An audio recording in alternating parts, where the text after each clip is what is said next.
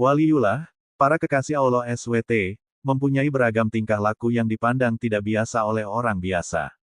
Kisah seputar tingkah waliullah yang tidak biasa dianggap nyeleneh oleh sebagian orang. Sehingga ketika menjumpai tingkah orang yang sedikit nyeleneh, kita suka meremehkannya, padahal kita tidak tahu siapa sebenarnya orang tersebut. Bisa jadi orang yang kita remehkan adalah kekasih Allah SWT. Dalam kitab Hilyatul Auliya, wa Tabakat al-Asfiyah, karya Abu Nuaim al-Fahani, terdapat sebuah kisah salah seorang kekasih Allah SWT yang suka berkeliling desa. Beliau berkeliling desa, karena takut jika suatu saat Allah SWT mengambil nyawanya, dirinya dalam keadaan terpedaya dengan dunia. Orang tersebut adalah Al-Farar. Waliullah ini dikenal dengan tingkahnya yang terus bergerak, tidak mau diam karena takut dari kelalaian dan terperdaya dalam menjalani hidupnya.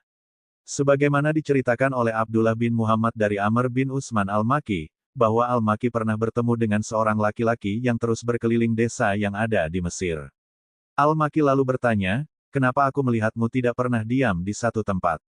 Al-Farar balik bertanya, "Bagaimana mungkin orang yang sedang diincar bisa diam di satu tempat?" Al-Makki lalu berkata, "Bukankah kamu berada di dalam genggamannya di setiap tempat?" Al-Farar, "Benar. Tetapi aku khawatir jika aku mukim di suatu tempat, dia mencabut nyawaku dalam keadaan terpedaya, karena bermukim dengan orang-orang yang terpedaya." Allah SWT sendiri telah memberi kabar bahwa para walinya adalah orang-orang yang beriman dan bertakwa, dalam artian hanya takut kepada Allah SWT semata bukan selainnya.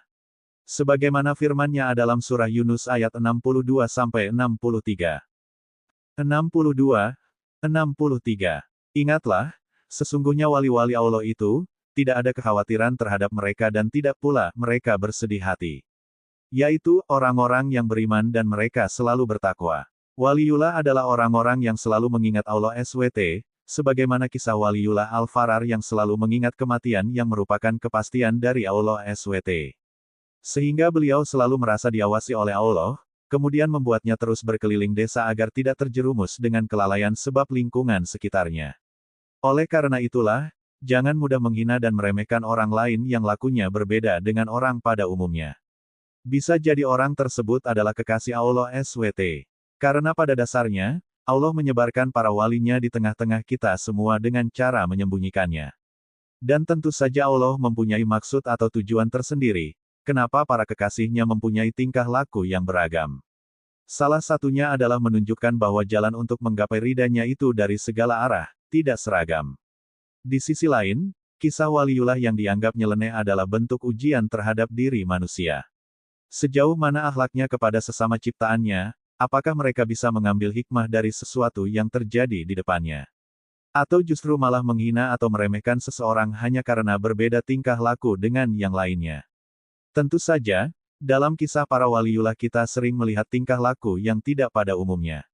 Namun itu semua adalah bagian dari cara Allah SWT untuk melihat hamba-hambanya yang bertakwa dan beriman kepadanya. Karena orang yang beriman dan bertakwa kepada Allah, tentu tidak akan dengan mudah menghina, meremehkan apalagi menghakimi seseorang dari bentuk luarnya saja. Sebab yang berhak menghakimi hati dan tingkah laku manusia, hanyalah Allah semata.